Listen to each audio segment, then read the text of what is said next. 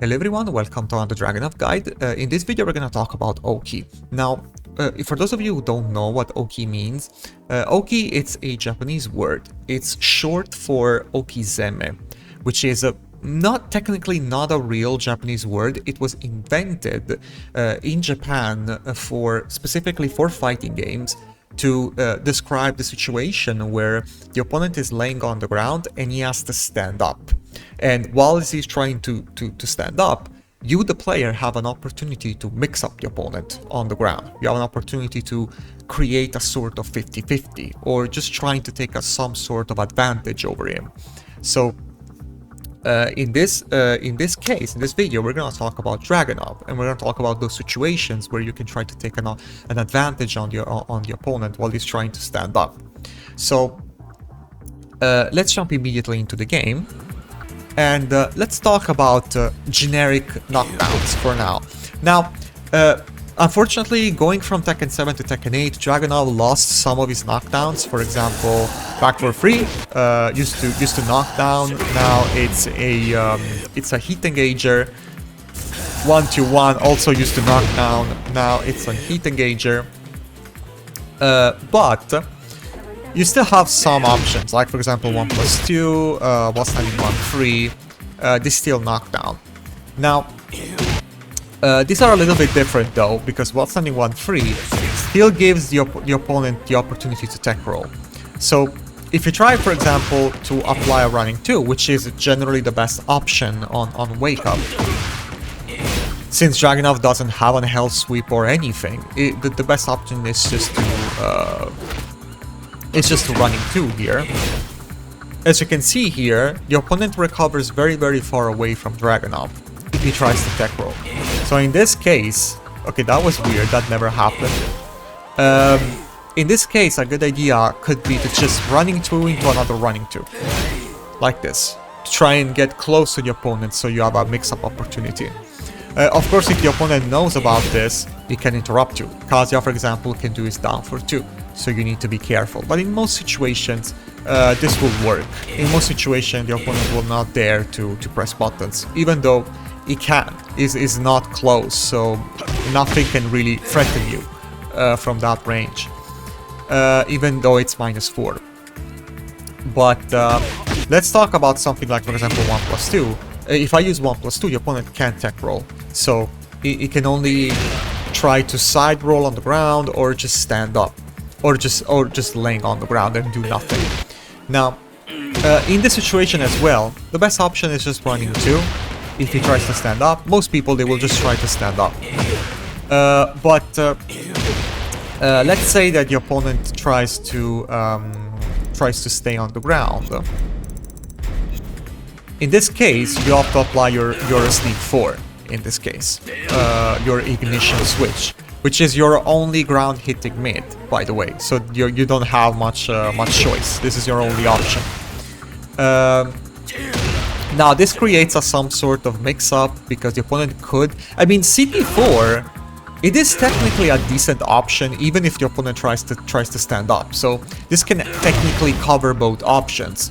But still, like you probably know that if a CD4 on block is not as good as running 2 on block. Even with the nerf on the frames, now running 2 being +4 instead of +6 is still better, because CD4, it's not really threatening. You can't really threaten with throws, you can threaten with a hatchet kick. You could technically threaten with full crush 1-4, but if the opponent backdashes and you whiff, you die. So running 2 is still the best option if you want to try to pressure the opponent. CD4 is decent, but generally it requires you to set up a running 2 afterwards, which can be stepped, by the way. So CD4 is a decent option. You can technically cover both options, but if you know that your opponent is gonna try to stand up, the best option is just running 2. Now let's talk about something a little bit more specific, like for example, Oki after a throw. That's a little bit more specific.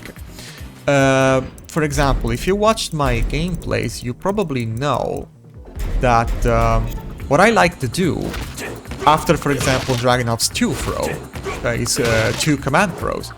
It's just backdash and see what your opponent does. In this situation, most players will try to use a get-up kick. And if they try to do a get-up kick, you can punish them with CD2. The only small problem though, and this is something that started to happen in Tekken 8, personally I never had this problem in Tekken 7, is the fact that for some reason when I play online, even though I do this like frame perfect, I promise you, I do this frame perfect, for some reason the opponent can just block. And I don't know if this has to do with the rollback, I don't know if this has to do with delay, I don't know if this... whatever. I mean, when you go online, this game works in mysterious ways. It's the same when you do a -9 move and you get punished for no reason. Like, this game online works in mysterious ways. So when I am online, this is super easy in practice mode. But as soon as you go online, for some reason, you do this, frame perfect, and your opponent can just block. So sometimes, if I don't feel confident that my CD2 will connect, I will try to go with CD4. So this is something that you need to keep in mind if you're playing online, because CD2 it's -14 on block. If I don't want to get punished, I can try to apply CD4 simply to stay safe. But of course, the most rewarding option would be CD2, of course, because it's a launcher. And unfortunately, you don't have much options outside from that. Down for 2 will not connect. Down for 2 will not connect, so you don't really have much choice. You could try to do, I don't know, something like this as well. But I would go with CD4 because it's a ground hitting mid. If the opponent decides to stay on the ground, that's not a bad idea. I mean, that's not a bad option. If the opponent does something like this, you can still clip him. So, unfortunately, this is something you need to keep in mind. Online, this setup, in most cases, will fail simply because, I don't know, online. Simply because online, the opponent will be able to block even after whiffing a get-up kick.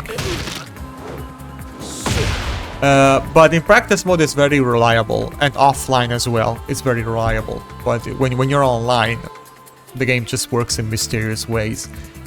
Now let's talk about his one throw. His one throw has a pretty different wake-up situation. You recover much further from the opponent, which means that the opponent can actually very safely recover by... He doesn't need to risk here. Most players will not try to press buttons in that situation. So most players will just try to stand up like that. So in the case of the one throw, generally are running to its best option, like this. Sometimes they try to press, but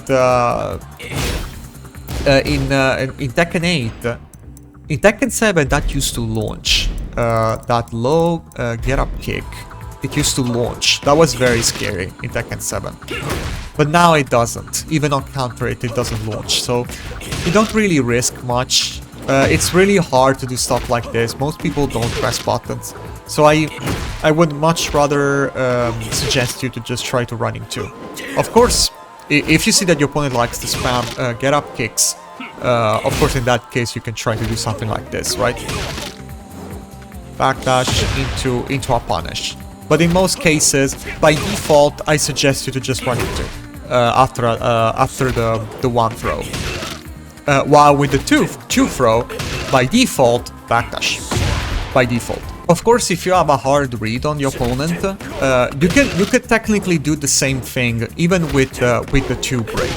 If you know that your opponent is gonna go with a low, and you don't want to do the backdash into CD2, maybe because you notice that there is lag and you just can't do it properly, here a good option would be up forward 2. This is a very niche move. This also hits people laying on the ground as well. So if he decides this will cover both the opponent's staying on the ground and using a get-up kick. Although the problem of this move is that it has very, very limited range. And if the opponent tries to wake up backwards, this will whiff.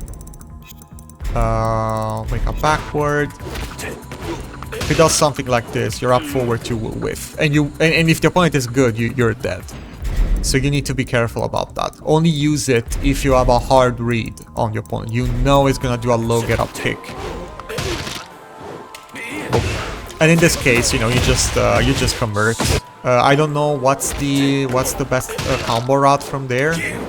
I think something like this, maybe, right? No, it's not a good option. Maybe, yeah, the old forward 4-4-3.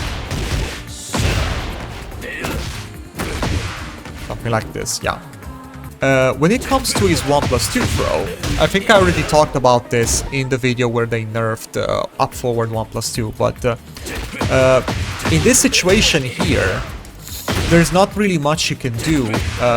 You could technically interrupt the opponent. If the opponent tries to get up kick, you could technically try to interrupt him with down forward 1-4. Wait. You could technically try to interrupt him with down forward 1-4, but that's a bit risky because if the opponent stays on the ground, down forward 1-4 will whiff. So, personally, what I really like to do is this. This is a bit complicated to do because you need to calculate the recovery of up forward 1+2 specifically. Like, you need to be very specific with the timing of your sidestep, and online, you know, this becomes even trickier because you have input delay and you're also stressed. But this is, I would say, it's one of the best options you have. The opponent tries to get up kick and you just sidestep and go back for free. The reason why I go with back for free and not something like, for example, down for 2, I could do something like that, right? Something like this. It's not a bad idea. But the reason why I generally go with back for free, it's because sometimes what your opponent would do is he would try to stand up into a crouch block. So something like this. Oh, come on. No, wait. I don't know if I can replicate this in I don't know if I can replicate this in practice mode. Something like this, right? They do something like this. You sidestep, and you see them, you clearly see them standing up into a crouch. So in that case, I can confirm the crouch block and following up with back for free. And but if I screw up, back for free is still safe unless they try to duck you. But most people don't. They won't do that. So at least I'm kinda safe if I screw up. But that will happen. People standing up into a crouch block. So I just prefer to rely on back for free. And of course, if you notice that your opponent really likes to stand up into a stand guard like this, you could try to apply a hatchet kick. Although you need to be careful because this is very risky. You can try to apply a hatchet kick to force him to duck a little bit. This is mainly to mind game him into duck you a little bit, because hatchet kick is not really that great. But you need to be careful because this is, of course, it's -31 on block. And but it also covers the opponent staying on the ground. If the opponent decides to just laying on the ground, hatchet kick will clip you. So you will cover two options: him staying on the ground or standing up into a standing guard. So hatchet kick can also be a good mix-up option after up forward 1+2. If you see that your opponent really likes to stand up into a stand guard and block the back for free. But anyway, that's all I wanted to say. So thank you so much for watching and take care.